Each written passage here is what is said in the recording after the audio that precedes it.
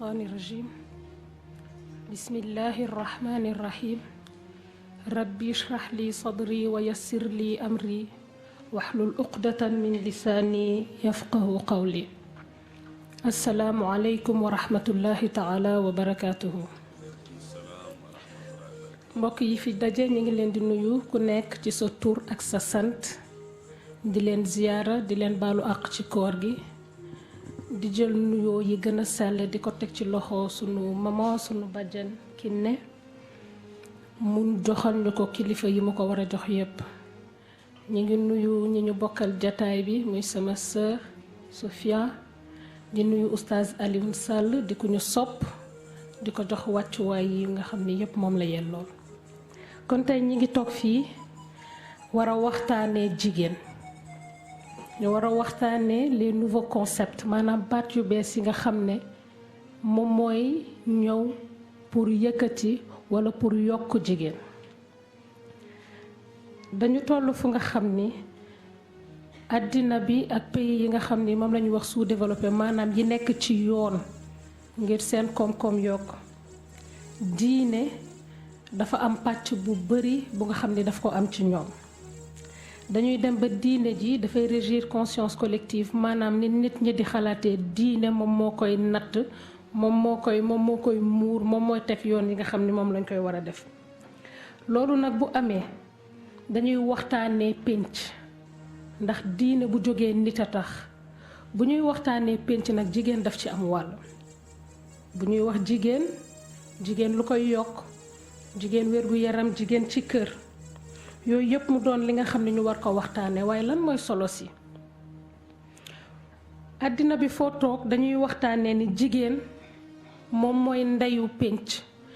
jigéen moom moo téye pénc waxtaan bi kon tey du ni góor ak jigéen ndax ñoom ñoo yem wala kii dafa am place bu ëpp wala bu sut bu moroomam am wala kii dafa am place bu yées bu moroomam am waxtaan bi dafay doon ci ay laaj yi nag mooy lan mooy nekk jigéen bi ci topp mooy jigéen nan lañ koy xalaatee beneen bi ci topp mooy lan mooy rôlu jigéen maanaam jigéen lan la war a def ci pénc mi bi ci topp nag mooy jigéenu jullit maanaam la femme musulmane lan mooy rôlam lan mooy taxawaayam ci àddina bu nga xam ne dafay xel rekk di soppeeku maanaam dans un monde en perpétuelle mutation kon tey ñuy waxtaanee ci baat yooyu baat yi nga xam ne moom la ñu wax ni dañ koo indi ngir gën a yëkkati jigéen kon bu ñuy waxtaanee solo pénc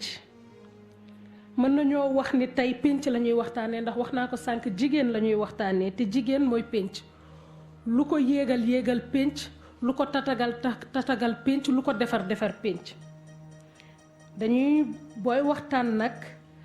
pour muy gën a yomb baat yi ngay wax foog nit ñi ngeen déggoo ci lan ngeen def ci biir baat yooyu concept la ñu wax lan mooy concept Larousse daf ko définir idée générale abstraite que se fait l'esprit humain d'un objet de pensée concret ou abstrait et qui lui permet de rattacher à ce même objet les diverses perceptions qu'il en a et d'en organiser les connaissances maanaam concept mooy li nga xam ne xalaat la bu nit mënul teg loxoom mais dafay jël jëf mu ëmb ko wax ni jëf gi nii lay demee ba pare def ci biir dara mu am benn phénoménologue bu mag bu ñuy wax Husserl moom dafa ne ni buy wax concept daf ciy dindi idéalisme maanaam dafay dindi xalaat kese concept dafay dem ba soppaliku am jëmm mun dafay fexe ba jël conception propre de la connaissance de l'intentionnalité maanaam bu ñuy wax concept dafay jël xalaat bi fa ñu jëm lan la ñuy bëgg a wax ci concept bi kon mu am concept formel am concept matériel mu boole ñaar yi nag moom kon maanaam bu ñuy wax concept du xalaat ba kese mais ci biir jëf ga tamit nan lay demee loolu ñun nag ci boobu la ñuy gën a tënku dinañ wax ci kanam lu tax muy wax promotion mooy maanaam loo xam ne dafay yëkkati nit yokk ko gëdd wala yokk ko cër wala yokk ko liggéey wala leneen ñuy wax jigéen ñu ne jigéen nag mooy nit bu am sexe féminin loolu la ko tubaab wax un être humain de sexe féminin ñun ñu ne jigéen nga mën ci génnee ñaar ji gën maanaam ki nga xam ne dafa gën ji gën maanaam semé nga ji dara génnee ci li gën kon ñun ñu ne ci ñaar yooyu noonu la ñu nar a tënku tey incha allah. Origine et définition des concepts bu ñuy wax concept de promotion de la femme bëri na waaye dafa am concept généraux maanaam yu yaatu yu nga xam ne mën nañ ci tënk lu bëri lu ci mel ni égalité de genre wala équité de genre maanaam yemale wala tolloole ci kanam dinañ ci ñëw. Protection contre la discrimination maanaam nan la ñuy fexee ba aar jigéen ñi ba nasaxal yi nga xam ne dañ leen koy def dootuñu leen ko def beneen bi muy autonomisation de la femme nan la ñuy def ba jigéen mënal boppam beneen bi muy genre nag ci tàmbali ga du concept d'autonomisation de la femme maanaam du lu ñu indil jigéen tegal ko li ma wax sànq ci concept bi concept matériel maanaam ni concept di demee ba dootul nekk rek idéal dootul nekk rek ni ñu ko xalaatee mais ni ñu koy jëfee mooy indi genre tey nekk ci biir thème bi parce que genre góor ak jigéen lay wax kon bu ñu ko indee tey ci jigéen mooy dinañ expliquer lu tax ci biir société bi genre gën a nekk jigéen beneen bi ñuy indi mooy parité moom mooy mujj kon bu ñuy wax définition des concepts égalité de genre mooy maanaam nga yemal nga tolloole góor ak jigéen ci pénc mi te ñi nga xam ne noonu la ñu nekkee ñoom ñaar ñëpp ay citoyen maanaam ñi nga xam ne dañu dëkk ci pénc mi am fi àq ak yelleef ku ci nekk nga war ko jox li mu moom ni góor waree taxaw ci pénc mi noonu la góor waree taxaw ci pénc mi. équité de genre du ni mooy nga yemale leen mooy maanaam ku nekk li mu du ni mooy nga tolloole leen mooy nga yemale leen te yemale moo di ni ku nekk ci ñoom la mu soxla nga jox ko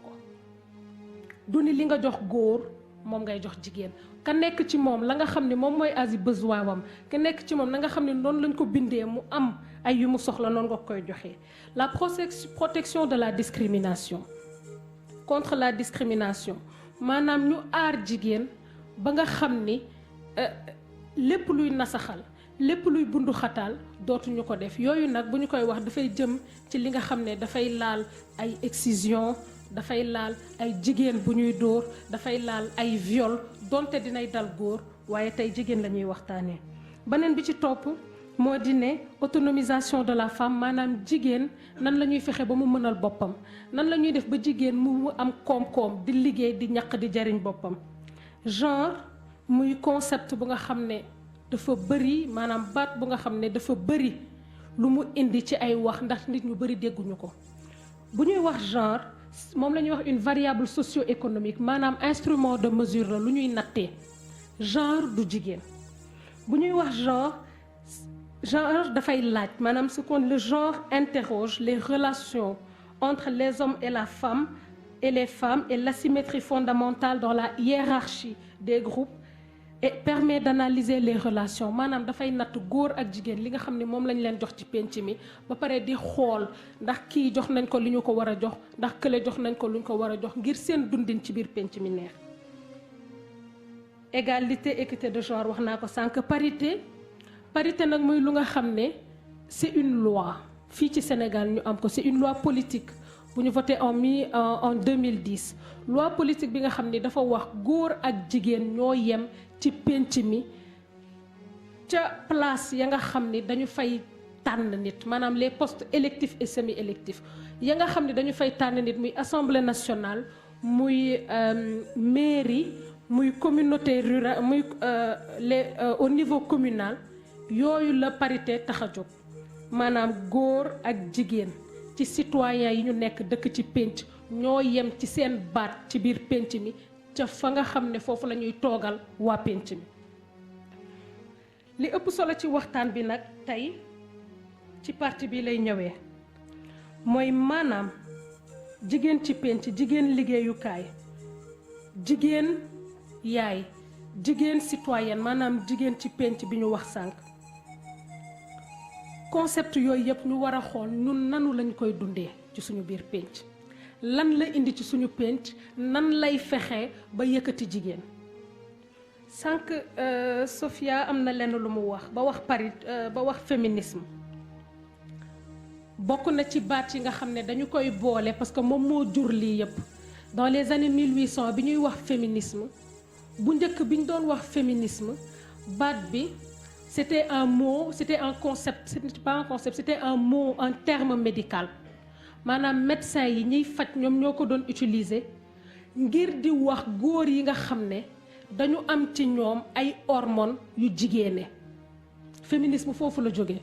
ñuy dox di dem ba am ñuy taxaw ngir ni góor ak jigéen dañu war a yem maanaam dañu war a tolloo égalité. ñuy dox di dem xeex taxawaayu jigéen yi di continuer am yeneen góor yu nga xam ne tamit dañuy nekk di ci dox ñuy dem ba dans les années 1900 ñuy wax ay 8 mars Clara Zetkin benn socialiste benn réunion bu mag bu amoon ñuy wax ci nan la ñu war a def ngir ñu jël jigéen jël benn bés bu nga xam ne dañ ko koy jagleel ngir taxaw càmbar seet ak yelleefam ndax ñi ngi ko koy jox ni mu waree. yooyu di dox ba am maanaam texte ay xaatim yu bari ñuy def ngir gën a dëgëral taxawaayu jigéen ci pénc waaye loolu dafa am lu ko waral li ko waral mooy ci àddina bi dafa am pénc yu bari dañu nasaxal jigéen dañu nasaxaloon jigéen wàccee cër gi nga xam ne moom la am bokk na ci péncu arab avant l'islam di ñëw nga xam ne dañu doon rendi jigéen bokk na ci pencum Occident maanaam nasaraan tubaab yi ñi nga xam ni ba tey nii jigéen amul gëdd bi nga xam ne moom la war a am damay faral di ko fàttali Ségolène Royal bi muy présenté wu at yii ni passé rek en 2011 dañu ko doon wax la présidence ce n'est pas une affaire de rouge à lèvres et de parfum ca Paris ñu ko doon wax ni présidence du mbirum parfum ak rouge à lèvres maanaam du mbiru caaxaan du muri jigéen. kon bu ñuy wax ci loolu ñun nag ñu indi ko la linguistique nous apprend maanaam linguistique dafay wax ni l'usage fait la norme maanaam bu ñuy wax concept du définition ba moo tax ñu wax mais ni ñu koy jëfandikoo kon ñun fii nan la ñuy jëfandikoo concept yooyu noonu nga xam ne dañu ko wax. am nañu code de la femme en 1972 code bi ñu révisé ko 2013 ngir jox jigéen autorité parentale maanaam léegi jigéen mën na jox doom bi nga xam ne moom la jur.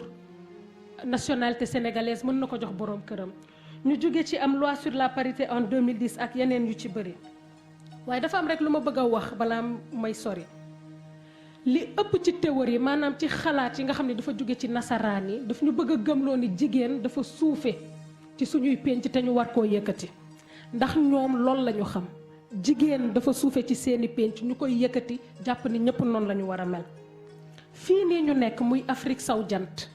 rawatina Sénégal jigéen mësu fee suufe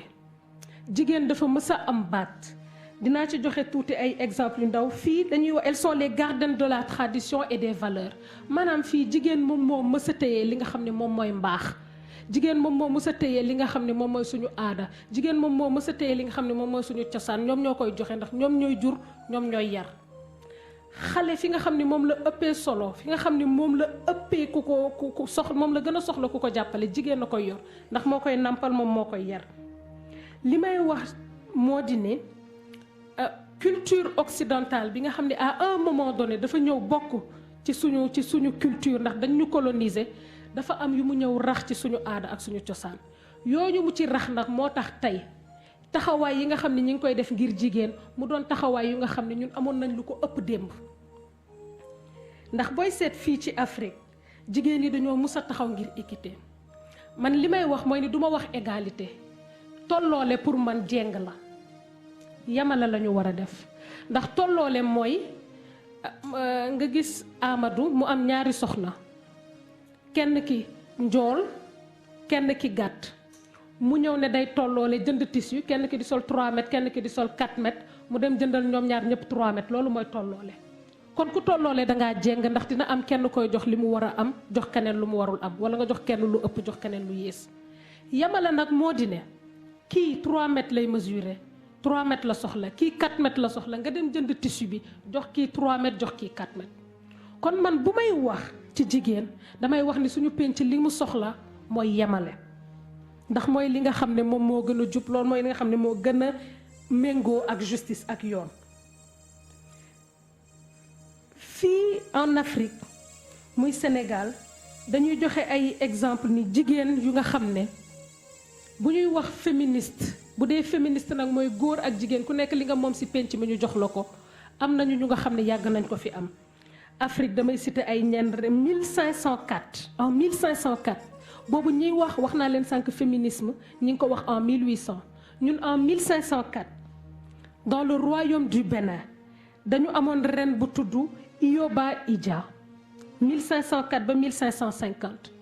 fii ci Sénégal ñu am nag buur reine bu mag bu ñuy wax Ndate Yàlla Mbodj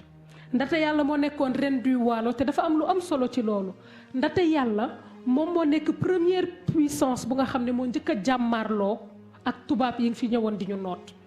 mu nekk en 1855 te balaa loolu amoon nañ talaatay ndeer en 1820 dina ci dellu ci waat ci kanam ñu jóge ci Congo en 1624 ba tey waxaguñu waxi féminisme waxaguñu waxi taxawaayu jigéen ñu am la reine Zinga Matamba moom bu ñuy wax Angola tey li mu doon jigéen jooju noonu moom moo tax ñuy wax ndax këyit ga nga xam ne moom moo def Angola protocole ba moom moo ko demoon négocier ji. am nañ fii tamit Aline Sitoé Diatta la reine de Cabrousse nga xam ni 20 ans ñaar fukki at yu teg la am ñëw taxaw ngir penc ñëw taxaw ngir xeexal jigéen ngir baatam jigéen ngir kàddoom nit ñi mën ko dégg waaye li ci raw ngir taxaw ngir askanam. beneen bi ci topp mu am ki nga xam ne dañ koy wax Linguère Yamar Mbodj moom moo nekkoon ki nga xam ne sànq bi may wax talaatay ndeer en 1920 en 1820 bokkoon na ci nga xam ne ñoom ñoo ko jiite woon taxawal ko ne kat ñun ñii waa Waalo kenn duñu noot kon yooyu yëpp buñ koy wax mu nekk jigéen taxawaayu jigéen bu ñuy wax autonomisation de la femme sànq maa ngi wax ci baatu jigéen du ñu fàtte jigéen yi nga xam ne ñoom noo nekk ci àll bi ndax bu ñuy wax autonomisation de la femme bu ñuy wax promotion de la femme maanaam yokkutewu jigéen dañuy xalaat ni jigéen bu jàng la déedéet du jigéen bu jàng jigéen ba nga xam ne moom moo nekk ca àll ba di liggéey jigéen ba nga xam ne moom moo nekk di bay jigéen ba nga xam ne moom moo nekk yor waa kër ga ñu ne kooku nan la ñuy def ba dundam gën a baax kooku nan la ñuy def ba mu dund goo xam ne dundam gën a woyof ndax jigéen yi fii bu ñuy seet statistiques yi dañuy wax ni secteur informel maanaam ñi nga xam ne binduwuñu ci état 80% jigéen ñi la maanaam juróom-ñeent fukk téeméer boo gis juróom-ñeent fukk yi ay jigéen lañ jigéen mbay mi 70% juróom-ñaar fukk yoo gis maanaam ñay liggéey jigéen ñi la force de travail bi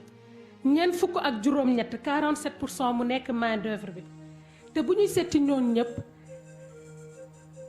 89% maanaam ñeent fukk ak juróom-ñett astaghfirullah juróom-ñett fukk ak juróom-ñeent ci téeméer boo jël ci jigéen ñi amuñu suuf bu ñu bayee kon bu ñuy wax autonomisation de la femme yu mel noonu moo tax ñuy wax jigéen nan la ñuy def ba koom-koom mu mën ko jëriñ mu mën ko amal boppam jëriñ askan wi jàppale këram ndax bu fekkee ni wax naa ko sànq juróom-ñaar fukk force de travail maanaam ñiy liggéey juróom-ñaar fukk yi jigéen la te juróom-ñett fukk ak juróom-ñeent maanaam 89% ci ñoom ñëpp kenn amu ci suuf booy bay moomoo ko wala suuf bi nga am du suuf bu nga xam ne moom moo baax moom moo mën a bay kon loolu bu ñuy wax autonomisation de la femme loolu la ñuy indi ci économiquement maanaam ci koom-koom bu ñuy wax autonomisation de la femme ñuy wax jigéen wérgu yaramam ndax bu amul wérgu yaram du mën a liggéey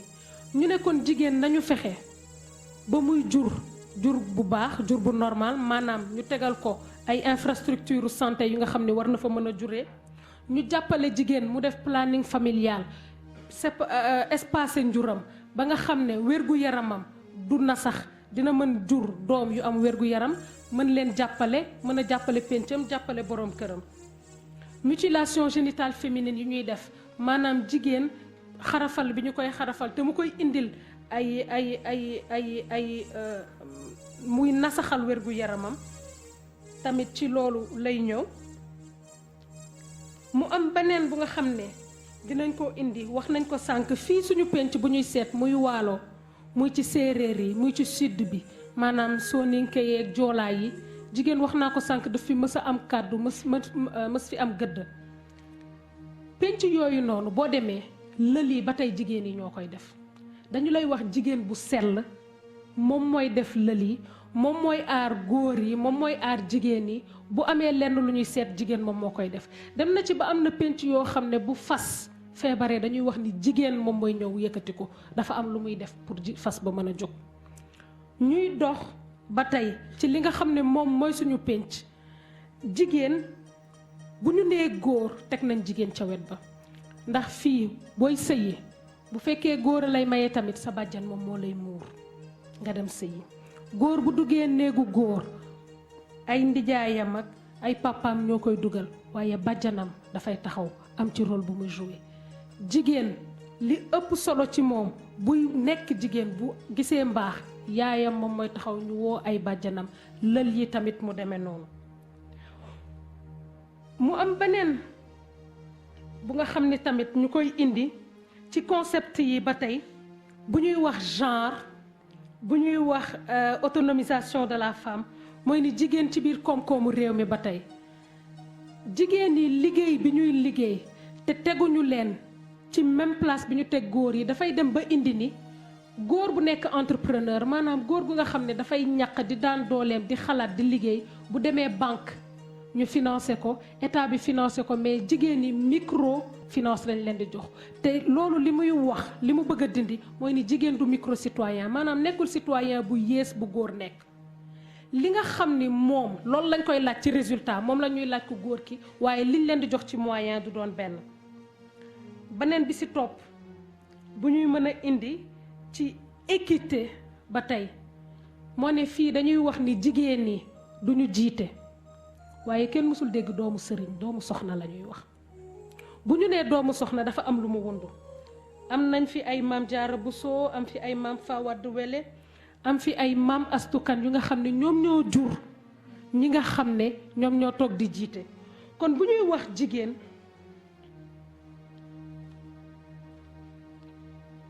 ci taxawaayam ci pénc mi ci autonomisation de la femme ci loolu dafa am leneen lu muy indi mooy ni yooyu yëpp ñu indi dafa am solo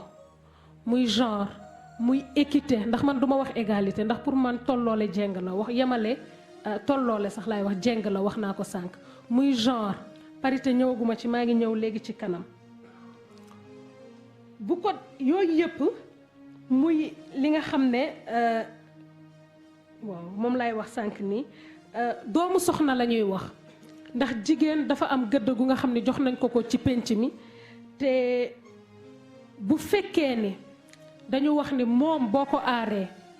mu jur lu baax bu fekkee ni dañu wax ni bu fegee boppam mu jur lu baax bu ñu ko bàyyee ak xel mu dal bu ñu ko bàyyee mu liggéey li nga xam ne moom moo war a def ci pénc mi mu jur lu baax donc ñuy laaj kon jigéen boobu noonu maanaam ci biir société bi nga xam ni c'est en profonde mutation dafay xel di changer moom lan la war di def ñu ciy indi ci ñun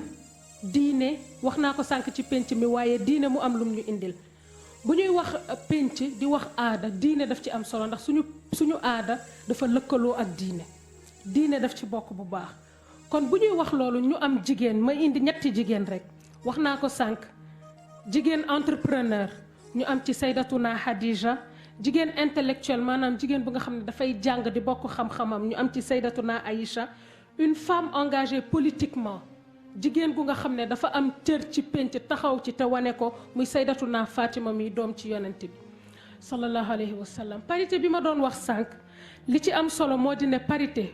nekkul ngir pénc nekkul ngir ci biir kër nekkul ci école bi li ñu wax mooy di ne parité ca fa nga xam ne moom la péncum ndawi réew mi fa nga xam ne moom la góor ak jigéen di représenté maanaam di toogal pénc mi foofu la ñu wax ni comme góor ak jigéen ñoo ne ci pénc mi ni nga xam ne noonu la ñu toll ci pénc mi na ni lim ba toll noonu góor ak jigéen ñoo tolloo ci pénc mi ñu ne kon bu ñu tegee benn góor nañu teg benn jigéen ndax kenn laaju fa nit xam-xam liñ leen fay laaj mooy nan la ñuy toogee ngir taxawal seen pénc nan la ñuy toogee ngir représenter seen askan kon waaw kon ñuy tëj ci lenn rek ñuy wax ni principe bi ñu ngi ko dégg keroog ci tonton Cheikh Sarr lii tax ñuy war a mën a wax ndax terme bi walla concept bi war nañ koo mën a teg jëfandikoo ko te du daaneel pénc mi mooy ndax lëkkaloo na ak diine, ndax dana defar xel, ndax dana defar mbokk famille, ndax intégrité morale mi ngi koy sauvegarder, ndax mi ngi sauvegarder intégrité physique. te baat yi nga xam ne moom lañ fi wax yépp bu ci nekk ci ñoom diine dëppoo na ak moom, ndax li ëpp li ñuy wax ci ni jigéen waru koo def, jigéen warul génn ci pénc, jigéen dafa war a toog ci këram, jigéen moom mooy war a yar. ku nekk fii ci jigéen yi nga xam ne moom laa tudd te ñuy wax référence, ndax yonent bi alayhi salaam la ñu wax ni moom mooy suñu référence, ñuy wax jigéen yi nga xam ne ñoom lay wax ni ñoom ñooy gën di jigéen, ku ci nekk ci ñoom wane na ni boobu yëpp jigéen mën na ko war a def. kon li may tëjee mooy ni li nga xam ni yëpp jigéen yi moom la ñu nekk di taxaw di ko wër di ko seet jamono ji dañoo war a wëlbatiku delluwaat ci suñu aada ak suñu cosaan jëli ko fa. ndax bu ñuy wax concept de promotion de la femme li ci ëpp ci li nga xam ne moom la ñuy wër jamono ji amoon nañ ko ci suñu aada ak suñu cosaan ba pare wala lu ko ëpp. diine jox nañu lu ëpp li nga xam ne moom la ñu concept yi di indil, suñu aada ak suñu cosaan jox nañu lu ëpp li nga xam ne moom la ñu concept yi di indil. ndax bokk naa ci ñi nga xam ne doon wax ni parité ba muy doog a ñëw dama ko doon xeex, doon wax ni day delloo jigéen yi ginnaaw. waaye bi ñu ko xoolee xam ni c'est une injustice politique, te injustice politique nit buñ la tooñee ca dara fañ la tooñ lañ la tooñee moom moo koy réparer, moom moo koy delloosi. kon foofu ñu d'accord ci ni parité c'est une injustice politique bu nga xam ne moom la ñu ñëw réparer sur le plan politique mu yem ci assemblée nationale ba ak ca conseillers ruraux yeeg municipaux yi. jërëjëf.